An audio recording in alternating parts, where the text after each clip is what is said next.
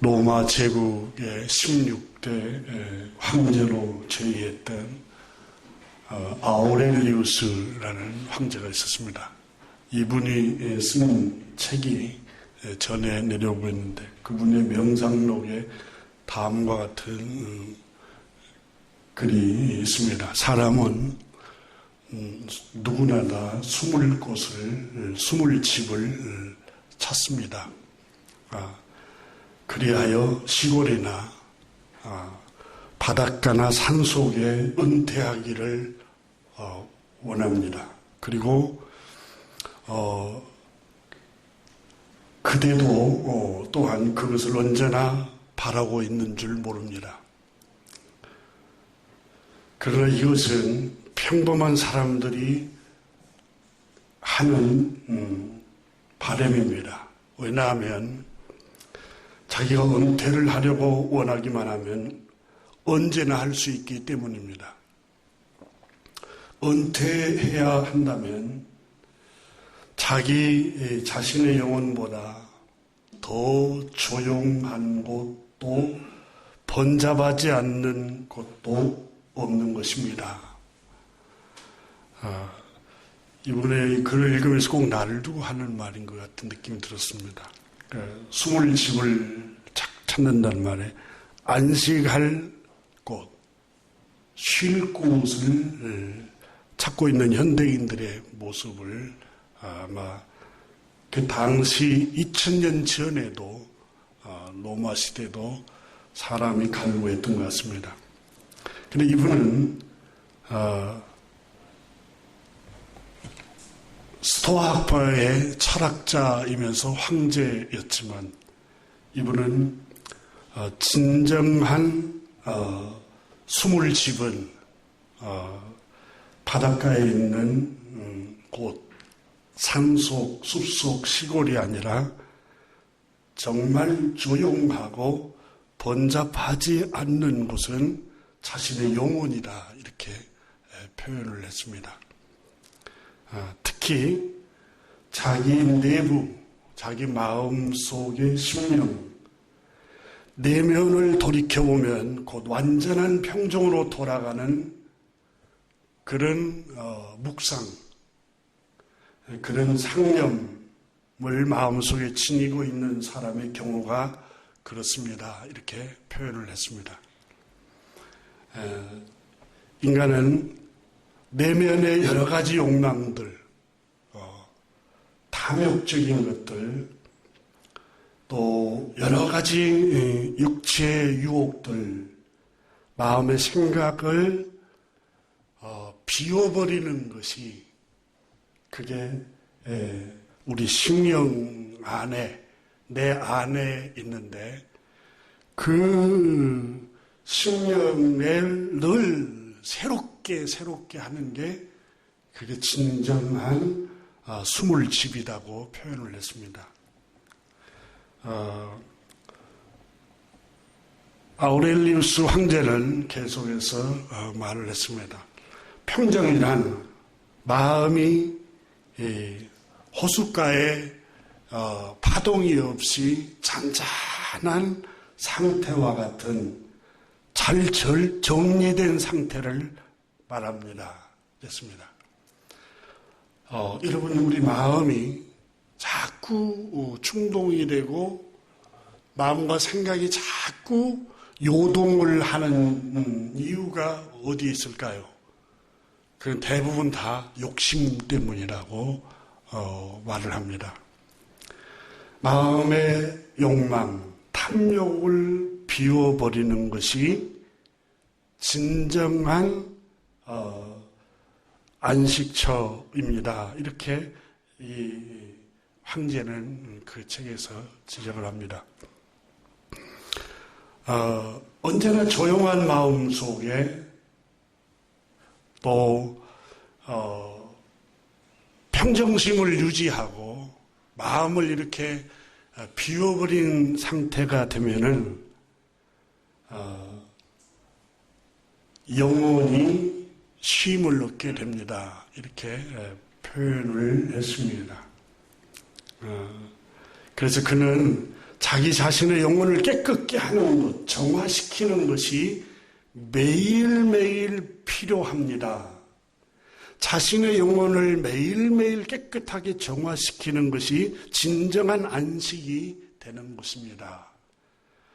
여러분, 실제로 야고보서에 제가 몇 주 강조했지만, 모든 유혹은 상대방이 유혹을 하는 게 아니라 내가 욕심을 내기 때문에 유혹이 되는 겁니다. 아무리 그 유혹을 해도 내가 욕심을 품지 않으면 넘어지지를 않습니다. 남대문 시장, 동대문 시장 가면 물건을 파는 사람들이 아무리 박수를 치고 그 호객 행위를 해도 내가 거기 관심이 없어요.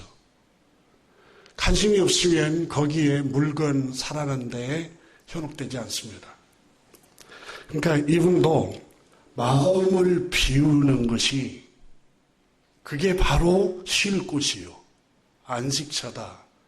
실제 여러분 시편에 보면은 시편 기자 그러잖아요. 내가 새벽 날개를 달고 저 바다 끝에 숨을지라도 거기에도 하나님이 계시고 숨을 곳이 없다는 거예요. 넓은 바닷가, 조용한 바닷가에 가도 거기서도 내 마음은 여전히 불안하고 내 마음은 여전히 안식을 찾지 못한다는 거예요.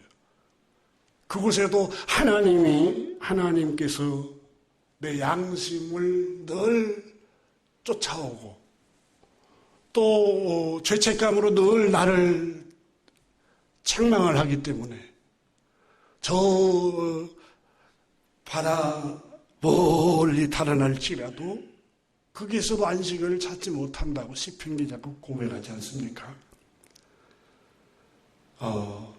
마음을 비우면은, 욕심을 비우면은 넘어지지 않습니다. 그러니까 마음을 비우면은 절대 시험 들지 않습니다. 대부분 다 시험에 드는 것은 마음의 욕심을 품고 있기 때문에 그렇습니다.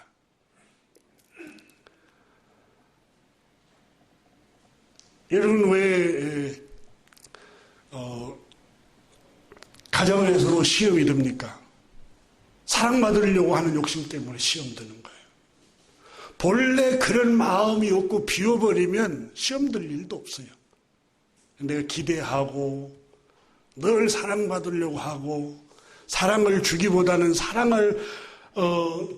받으려고 하니까 늘 위로만 받으려고 하니까 시험이 드는 거예요. 이 16대 황제로 제위했던 아우렐리우스는 사람은 숨을 집을 구하는데 사람이 쉴 곳, 안식할 곳은 은퇴하고 찾아가는 시골이나 바닷가나 산속 깊은 곳이 아니라 우리 심령 안에 있다. 이렇게 표현을 했습니다.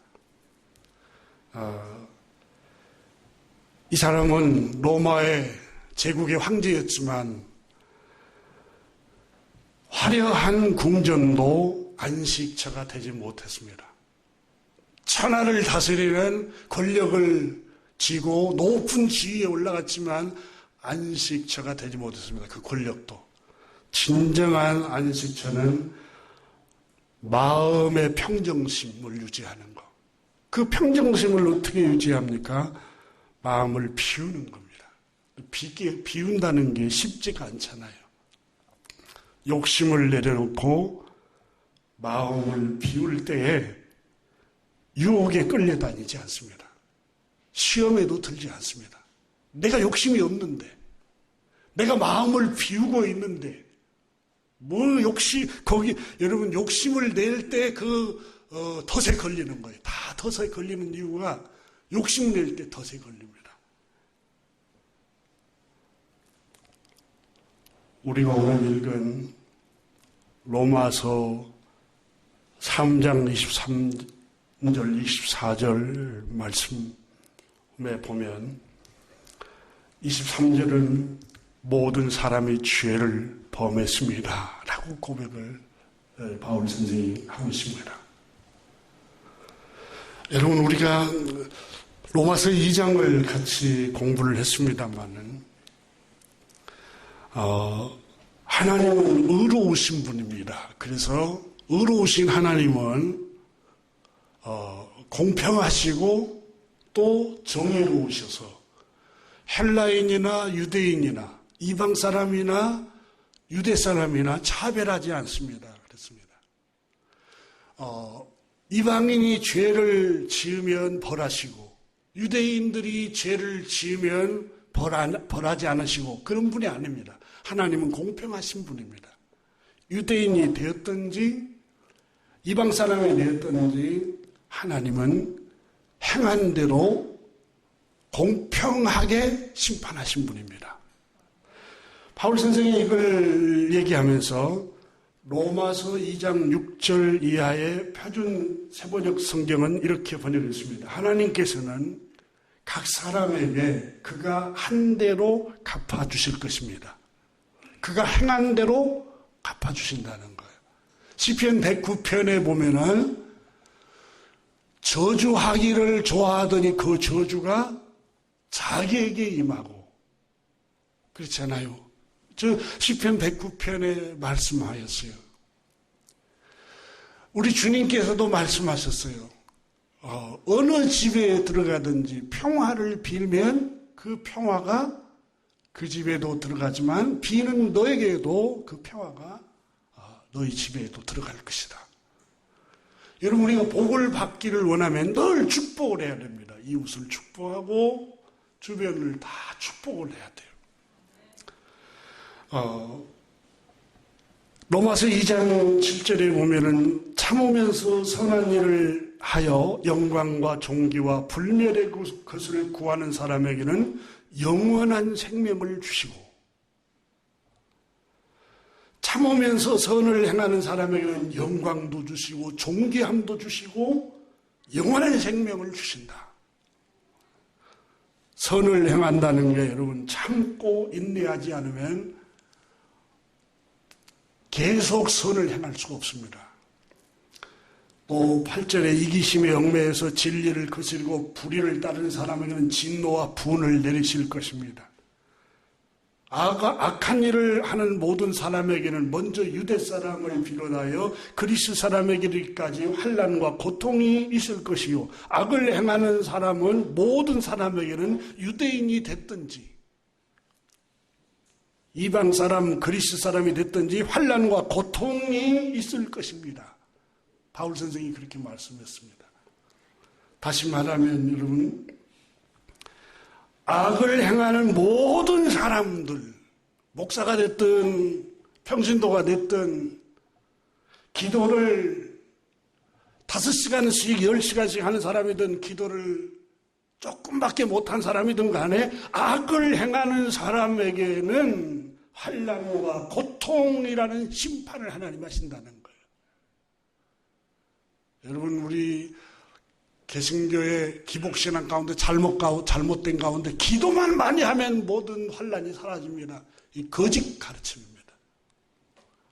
여러분, 우리가 악을 행하면 그가 복음을 전하는 목회자라 할지라도 선교사라 할지라도 또 그 사람이 평신도든지 교회 직분을 맡았든지 안 맡았든지 악을 행하는 사람에게는 환난과 고통이라는 심판을 하나님이 누구에게든지 공평하게 하신다는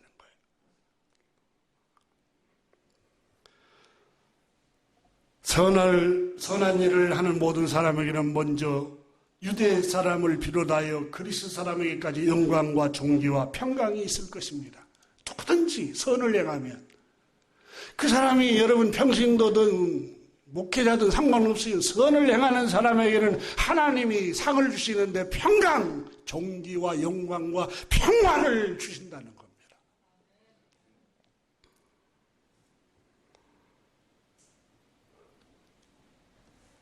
악을 행하는 사람에게는 환난을 주신다. 고통을 주신다. 이 환난이라는 단어를 들리고라는 그리스 말을 썼는데 괴롭히다, 애워싸다, 강하게 누르다 걱정시키다라는 뜻입니다. 악을 행하는, 여기서 악은 여러분 무슨 큰 강도짓이나 나쁜 짓이나 그걸 말하려고 있지 않습니다. 성경에 말하는 것은 시편의 1편에 보이는 복 있는 사람은 악인의 꾀를 쫓지 아니하며, 그게 악인하고 대조시키는 게 주야로 주의 말씀을 묵상하고 그 가운데 지키는 사람을 의인이라고 표현하는데, 말씀을 따라 행하지 않는 게 악인으로 표현을 하고 있습니다. 말씀에 순종하지 않는 사람들에게는 하나님께서는 들리고 괴롭힌다는 거예요. 그리고 하나님께서는 평화를 주시지 않는다고 말씀합니다. 죄를 범하고 말씀에 순종하지 않고 악을 행하는 그 사람에게는 괴로움에 에워싸이고 불안에 에워싸이고 초조함에 에워싸이게 하겠다. 주님께서 평화를 빼앗아 버리겠다고 말씀합니다. 사무엘상에 나오는 사울왕은 이스라엘의 초대 왕입니다. 임금입니다. 하나님을 섬긴 왕이었습니다. 하나님께 택함을 받았습니다. 최고의 권력의 자리에 올랐고 천하를 통치했지만, 하나님을 섬기는 사람이었지만 하나님께서는 번뇌케 했습니다. 늘 마음이 불안하게 번뇌한 신을 그에게 보냈고 두려움에 시달리게 했습니다. 왜 그렇습니까?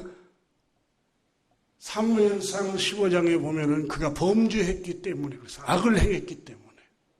그러니까 악을 행하는 사람에게는 왕이든지 임금이든지 평신도 평민이든지 뭐든지 환난과 고통을 하나님께서 심판하신다고 말씀하고 있습니다. 하지만 선을 행하는 사람에게는 영광과 존귀와 평강이 있을 것이라고 말씀하십니다.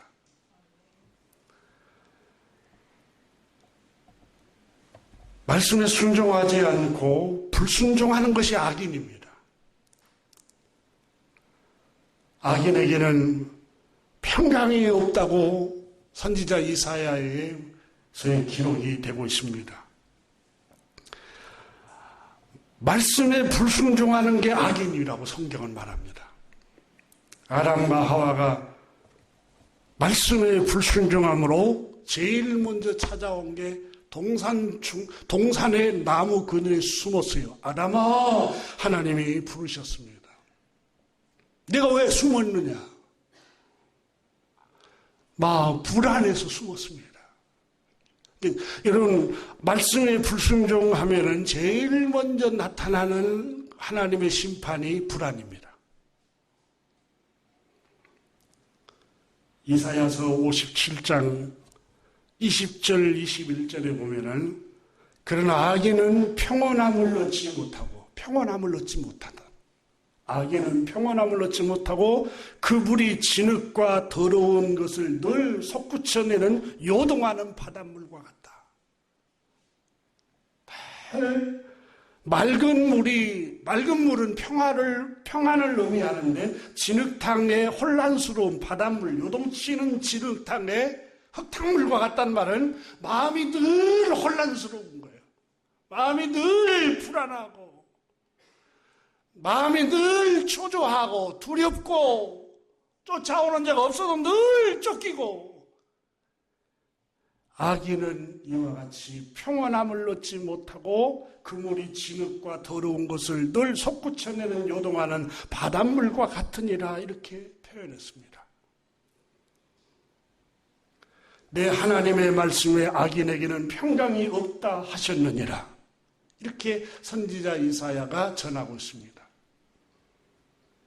여러분, 최고의 안식처는 우리 마음인데, 우리 마음 하나님의 말씀에 순종할 때 하나님께서 평안과 평온함을 주신다고 말씀하고 있습니다. 죄를 범한 모든 사람은 이렇게 주님이 주시는 평안을 잃어버렸습니다. 늘 불안이 물려오고 근심이 물려오고 초조함이 물려오고. 여러분, 전도서에 기록합니다. 인생이 수고와 슬픔뿐이로다. 이렇게 인생을 전도서 솔로몬 왕이 살다 보니까, 다 살아보니까 뒤를 이렇게 돌아보니까 두 가지밖에 없더라는 거예요. 수고와 슬픔밖에 남는 게 없구나.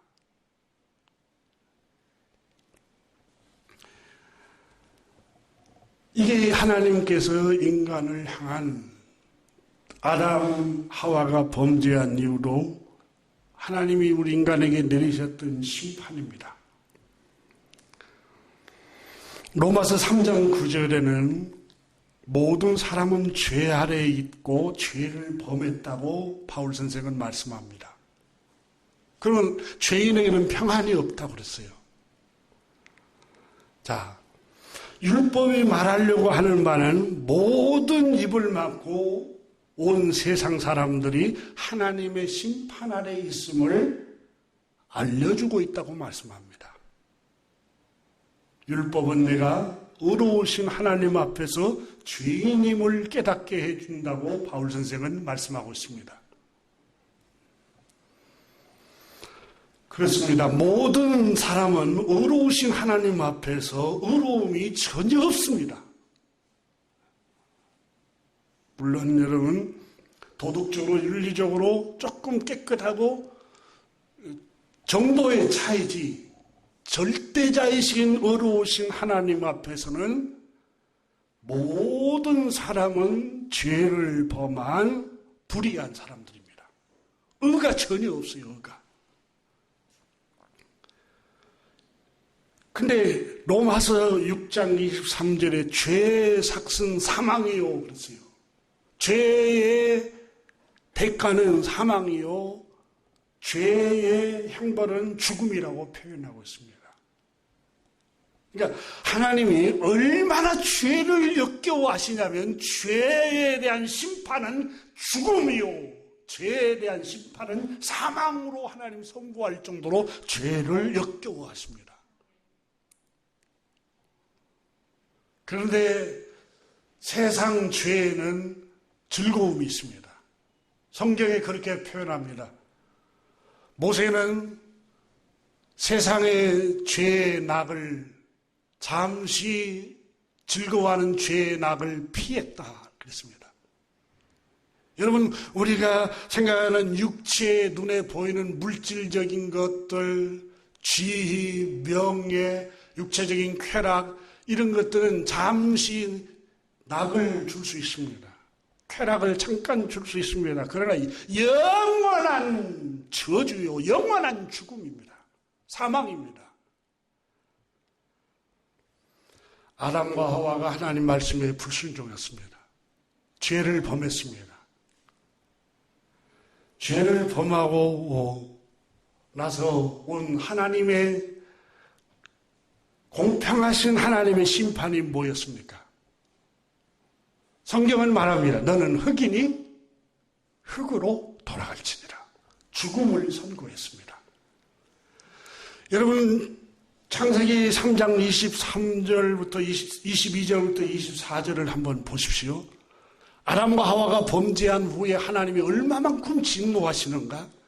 죄를 하나님이 얼마나 역겨워하시고 죄를 하나님께서 얼마나 분노하시고 죄를 얼마만큼 하나님이 심판하시는가를 창세기 23장 22절 23절에 말씀합니다. 범죄한 아담을 향해서 여호와 하나님이 이르시되 보라, 이 사람은 아담과 하와, 범죄한 아담과 하와를 가리킵니다. 보십시오. 창세기 3장 22절에 이 사람이 선악을 하는 일 중에 우리 중 하나같이 되었으니 그가 그 손을 들어 생명나무 열매를 따먹고 영생할까 하노라 하시고, 여호와 하나님이 23절에 에덴 동산에 그를 내보내어 그의 근원이 된 땅을 갈게 하시니라. 에덴에서 쫓아내버립니다. 죄를 범한 아담에게 그 기쁨과 풍요로움과 평강이 넘치고 물이 넉넉하고 자유가 있고 영원한 생명이 있는 에덴에서 하나님이 쫓아내버립니다. 평화를 빼앗아버립니다. 영원한 생명을 빼앗아버렸습니다. 24절에 이같이 하나님이 그 사람을 쫓아내시고 평화를 얻지 못하도록 쫓아내버렸어요. 영원한 생명을 누리지 못하도록 쫓아내버렸어요. 그리고 영원한 생명나무에 접근하지 못하도록 그룹은 천사들을 말합니다. 천사들과 두루 도는 불칼을 두어 생명나무의 길에 접근하지 못하도록 하나님께서 지키셨다. 영원히 살지 못하도록 하나님께서 사망을, 죽음을 선포하신 것입니다. 하나님이 얼마만큼 죄를 역겨워하느냐. 죽음이라는 거예요, 죄는.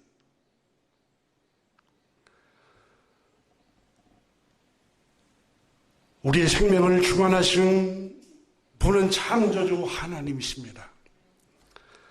세상 만물을 창조하신 주인 되신 창조주 하나님 말씀을 따라 행하지 않는 것이 죄를 범하는 겁니다. 창조주 하나님 그 말씀을 거역하고 그 말씀을 무시하고 아담과 하와가 자기의 욕심을 따라갈 때에 에덴에서 살지 못하고 쫓겨납니다. 평화, 풍요로움, 우아함, 기쁨의 동산, 자유가 있고 하나님이 주신 풍요로움이 있는 그 동산에서 쫓겨나서 땅을 갈고 땀을 흘려야 식물을 얻을 수 있는 수고와 슬픔의 땅으로 하나님이 쫓아냈다고 기록합니다. 여러분, 죄는 하나님께서 이렇게 죄의 삭은 사망이요 라고 로마서 6장 23절에 선언하고 있습니다. 하나님은 만물을 창조하시는 주님이십니다. 만물의 주인이십니다. 이사야서 45장 6절 7절에 보면은 해 뜨는 데부터 해 지는 데까지 이 창조한 분이 나 여호와다. 내가 세상 만물을 다 창조하고 주관하고 나 외에 다른 신이 없다. 나는 하나님 말씀하시기를 나는 빛도 지어냈고 어두움도 창조하며 나는 평안도 만들어내고 환난도 창조하나니 나는 여호와라. 나는 주님이다. 그만 세상 만물을 주관하는 주인이다. 그게 여호와라는 뜻입니다. 여호와라는 뜻은 세상 만물을 주관하시는 주인이다라는 거예요. 히브리 말로 여호와라는 말은 이 모든 일을 행하는 자니라. 이 모든 일, 환난도 만들어내고 평안도 만들어내고 빛도 짓고 어두움도 창조낸 이 모든 일을 주관하신 분이 나 여호와 하나님이다. 그래서 우리가 하나님이 내 안에, 내 가정에, 우리나라에 여러분 우리 공동체에 평화를 주시고 빛을 창조해 주실 수도 있고 환난을 만드실 수도 있고 어두움을 만들어낼 수도 있는 분이 창조주 하나님 손에 달려 있습니다. 그러므로 여러분 그 하나님에게 잘 보여야 됩니다. 그 창조주 하나님 마음에 들 때에 하나님 우리에게 은혜를 부어주십니다. 복을 부어주십니다.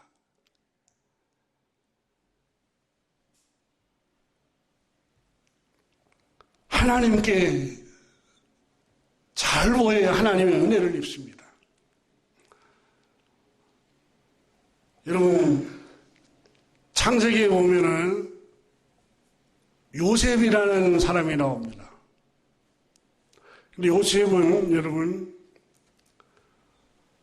자기가 사람에게 잘 보여야 출세하고 안정되고 또 자기 앞날에 평탄한 길로 갈 것이다. 우리 생각은 그랬는데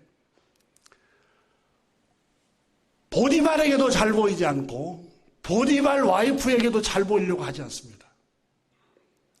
또 감옥에 들어가서 꿈을 해몽해 줄 때 술 맡은 관원들에게도 잘 보이려고 하지 않습니다. 요셉은 내 앞날이 주님 손에 있음을 알고 주님이 기뻐하시는 일을 했습니다. 주님이 기뻐하시는 일을 추구했어요. 죄를 미워하고 주님이 기뻐하시는 일을 하니까 사람에게 잘 보이려고 하지 않아도 주님께서는 환경을 만들어가서 애굽의 총리로 세우셔서 자기의 형제들, 12 형제들, 가족들을 다 굶주림에서 구원해냅니다. 다니엘도 여러분 느부갓네살이나 다리오 왕에게 잘 보이려고 하지 않습니다. 하루에 3번씩 예루살렘 창문을 향해 열어놓고 만물을 창조하시고 호흡과 생명을 주관하시는 창조주 하나님 앞에 하나님 내 앞날을 주님 손에 부탁합니다. 하나님 내 인생을 주님 손에 부탁합니다. 내 걸음걸이가 주님 손에 달려 있습니다. 내 생명과 호흡도 내 앞날도 주님 손에 있습니다. 여러분 사람들은 다니엘을 묶어서 사자굴에 쳐넣어버렸습니다. 하나님이 천사를 보내셔서 사자의 입을 막으시고 다니엘을 보호해 주십니다. 그분은 빛도 짓고 어둠도 창조하며 평안도 짓고 환난도 창조하시는 분이십니다. 이 모든 일을 행하는 자라고 이사야서 45장 7절에 말씀하고 있습니다. 그래서 여러분 우리는 이 모든 일을 주관하시는 주님 앞에 잘 보여야 됩니다. 주님이 기뻐하시는 일을 따라갈 때 주님이 지켜주시고 주님이 은혜 주시고 주님이 보호해 주시고 주님이 은혜를 베풀어 주시는 겁니다. 시편 1편 하나님이 축복을 하실 사람이 누구인가? 만물을 주관하신 이 모든 일을 행하는 주님께 잘 보이는 사람인데 그 사람이 어떤 사람인가? 복받을 사람은 악인의 꾀를 따르지 아니하며 죄인의 길에 서지 아니하며 오만한 자리에 앉지 아니하는 사람이다. 여러분 죄인들이 악인의 꾀, 악인의 유혹을 따르지 아니하는 사람들, 아담과 하와가 갔던 그 길을 따르지 않는 사람들, 죄인의 길에 서지 않는 사람들, 오만한 자리에 앉아서 남을 판단하고 비방하고 비판하지 않는 사람들, 오직 여호와의 율법을 즐거워하여 그의 율법을 중요하로 묵상하는 자로다.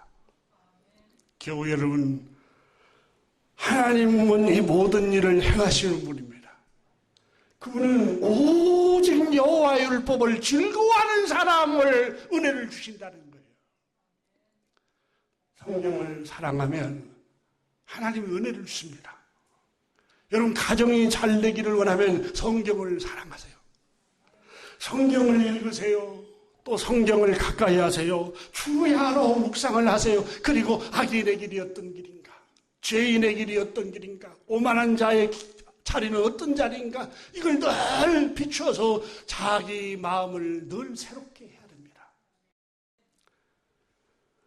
그는 시냇가에 심은 나무가 철을 따라 열매를 맺으며 그 잎사귀가 마르지 아니함 같으니 얼마나 놀라운 축복입니까? 저도 그렇지만 저희 아이들한테 성경을 사랑해야 하나님이 은혜를 주신다. 성경을 읽어라. 늘 그럽니다. 성경을 읽어야 하나님이 은혜를 주신다. 오직 여호와의 율법을 즐거워하는 겁니다. 그 율법을 주야로 생각하고 또 생각하고 길을 갈 때도 생각하고 여러분 가정에서 무슨 일을 할 때도 하나님 말씀을 생각하고 사람을 만날 때도 하나님 말씀을 늘 생각하면서 비추어보고 그는 그 잎사귀가 마르지 아니함과 같으니 그가 하는 모든 일이 다 형통하리로다. 평탄하게 갈 것이다. 이렇게 말씀합니다. 아담과 하와는 왜 말씀에 불순종했을까요? 말씀을 마음에 두지 않았습니다.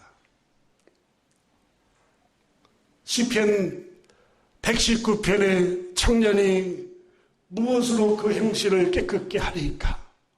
오직 주의 말씀으로 깨끗게 하실지니라 그랬어요. 마음에 두어야, 말씀을 마음에 두어야 그 말씀에 순종하는 거예요. 성경을 읽는 것과 마음의 말씀을 두는 것은 차이가 있습니다. 성경을 지식으로 아는 것과 말씀을 마음에 두는 것은 전혀 판이합니다.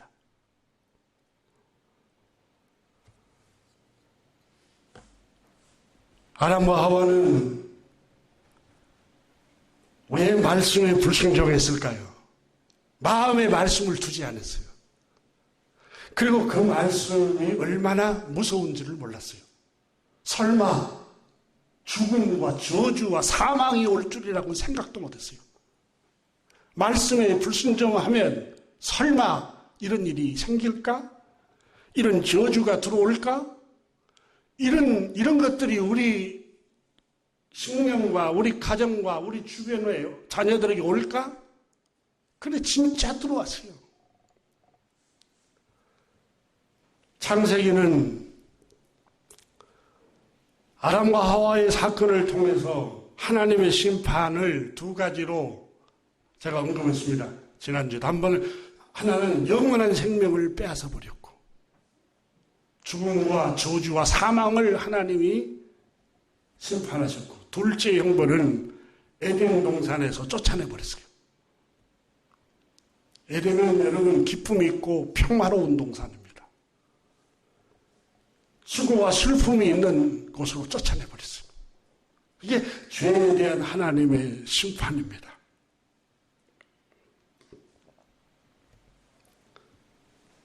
하나님은 만물을 지으신 창조주 하나님이시고 죄를 범하면 심판하시는 의로우신 분입니다. 공의로우신 분입니다. 공평하신 분입니다. 헬라인이나 유대인이나 죄를 범하면 똑같이 벌하십니다. 종교 지도자라고 설교한다고 하나님 벌 안 하고 그러지 않아요. 똑같이 죄를 범하면 하나님이 심판하세요. 예외가 없어요. 누구든지.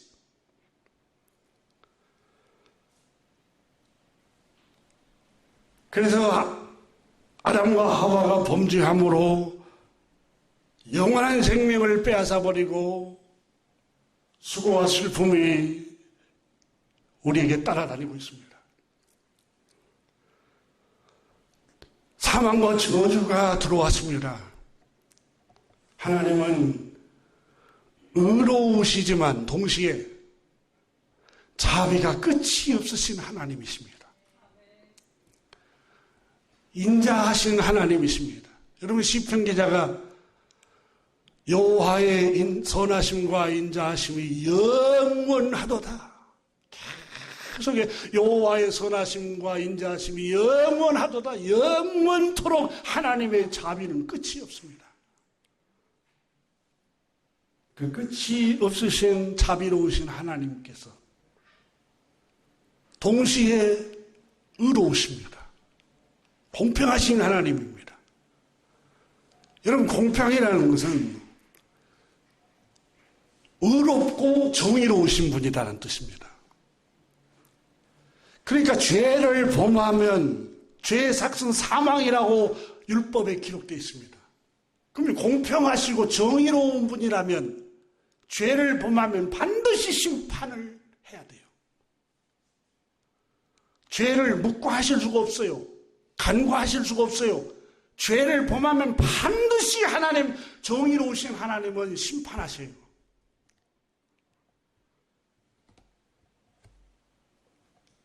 죄인된 우리를 하나님께서 심판하는 대신에 그 자비로우신 하나님께서는 우리를 죄에서 우리의 죄값을 대신 심판받고 저주받고 형벌 받으실 죄 없으신 구세주 메시아를 보내주시겠다고 구약 성경의 율법과 선지자들의 입을 통해서 계속해서 예언한 거예요. 인간이 지은 죄, 저주와 사망인데 이 저주와 사망을 하나님은 심판하십니다. 이 심판하시는 이 의로우신 하나님께서는 동시에 자비가 끝이 없어서 죄인들인 우리에게 죄값을 묻지 않고 대신 죄 없으신 구세주를 세상에 보내셔서 죄 없으신 하나님의 아들에게 그 죄값을 묻겠다고 약속하신 거예요. 바로 그분이 율법과 선지자를 통해서 예언되고 계속해서 전해준 하나님의 아들 약속되어 있으신 우리 구주 예수 그리스도가 바로 우리의 죄를 속량하실 하나님의 자비하심과 긍휼하심으로 보냄을 받은 구세주라는 것입니다. 그게 바울 선생이 말씀하고 있는 24절 말씀입니다. 23절에 보면은 모든 사람이 죄를 범하였음에 하나님의 영광에 이르지 못했어요. 심판을 받게 됐어요. 저주를 받게 됐어요. 사망에 이르게 됐어요. 에덴에서 쫓겨났어요. 기쁨을 잃어버렸어요. 평안을 잃어버렸어요. 슬픔과 고통만이 있는 것을 임해버렸어요. 이 하나님의 영광에 이르지 못하게 됐어요. 24절에 그런데 자비가 끝이 없으신 인자하신 하나님께서는 죄를 범한 모든 사람의 죄를 대신 속량해줄 구세주를 세상에 보내주셨습니다. 그분이 바로 우리 주 예수 그리스도이십니다. 하고 바울 선생이 24절에 말씀하고 있는 겁니다. 24절을 보세요. 그리스도 예수 안에 있는 속량으로 말미암아 하나님의 은혜로 값없이 의롭다 하심을 얻은 자 되었느니라. 아멘. 의로우신 하나님께서는 죄를 묵과하실 수가 없습니다. 죄의 삭은 사망입니다. 정의로우시고 공평하신 하나님은 죄값을 심판하십니다.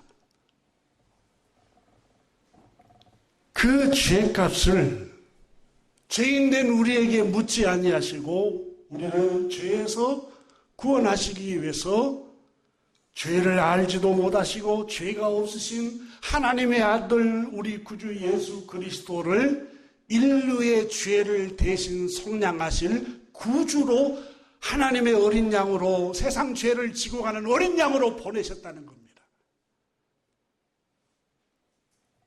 그래서 바울 선생은 24절에서 그리스도 예수 안에 있는 속량으로 말미암아 그리스도 예수 안에 있는 속량으로 말미암아 하나님의 은혜로 값없이 죄인된 우리가 의롭게 되었습니다. 이 의롭게 되었다는 말은 죄를 용서받게 되었습니다. 그런 뜻입니다. 속량이라는 단어는 성경의 원문에 아폴리티로시스라는 어휘를 썼는데 벗어남, 구속, 해방, 자유를 얻음 이런 뜻입니다. 옛날 노예나 포로를 몸값을 지불하고 다시 찾아오는 걸 말합니다. 자유롭게 하고 해방을 시키는 게 구속입니다. 성경은 죄에 대한 하나님의 진노에 대해서 하나님의 아들 예수 그리스도께 하나님께서 그 죄의 진노를, 심판을 예수 그리스도의 십자가의 죽음으로 하셨다는 겁니다.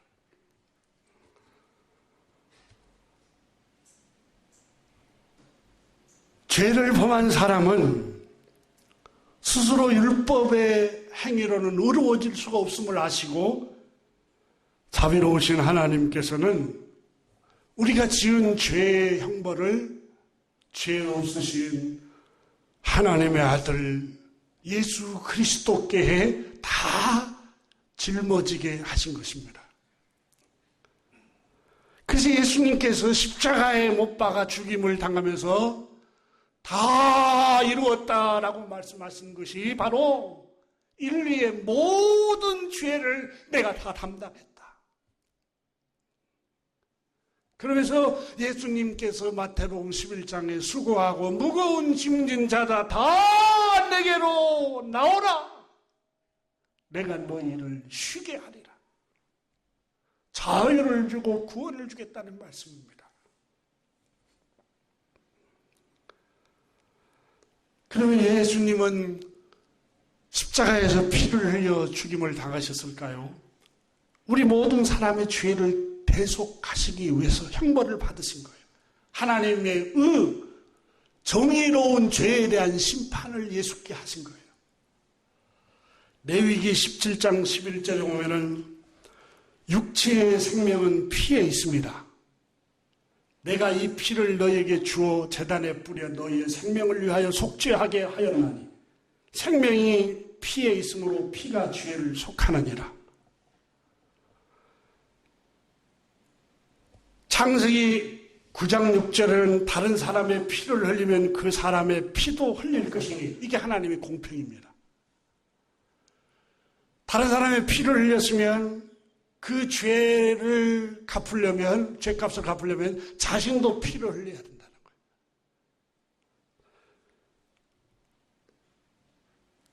다시 말하면 여러분, 죄를 용서받기 위해서는 피를 흘린다는 건 죽음을 의미해요. 죽어야 돼요, 누군가가.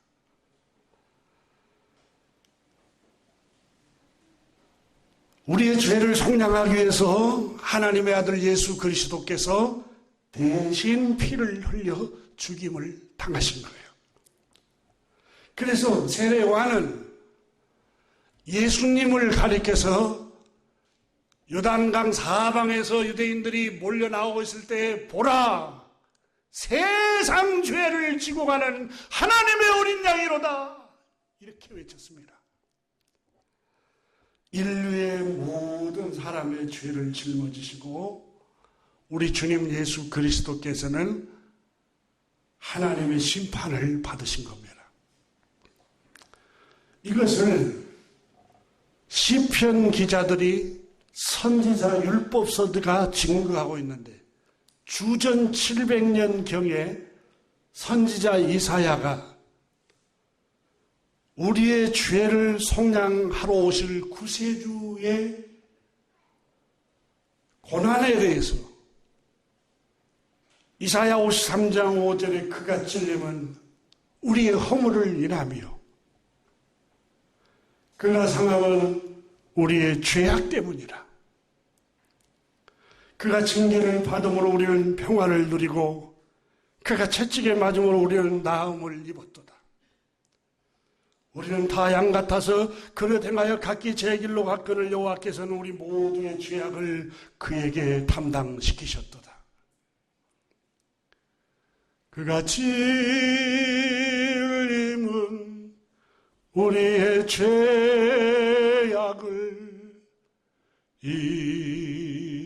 인함이요. 그분이 찔림은 우리의 죄 때문에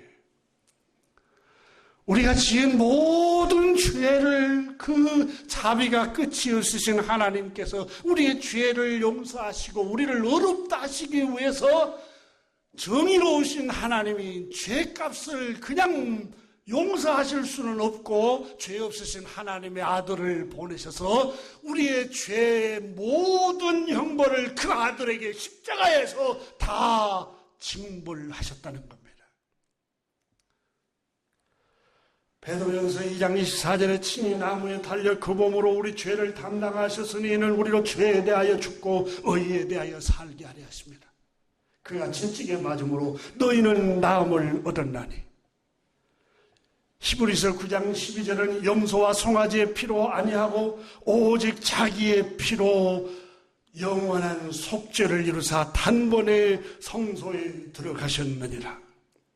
예수 그리스도는 죄인된 저와 여러분의 형벌받을 죄를 위해서 대신 십자가에서 피 흘려 갈기갈기 찢겨 죽임을 당하셨습니다.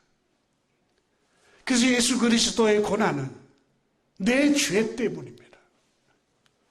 그래서 예수 그리스도의 그 고난은 십자가의 피를 믿는 사람들은 주님께서는 우리가 지은 죄를 그분에게 다 전가시켰기 때문에 우리를 값없이 아무런 공로 없이 아무런 어려운 행실이 없이 그냥 용서하시고 주 예수 그리스도를 믿는 사람은 누구든지 용서해 주신다.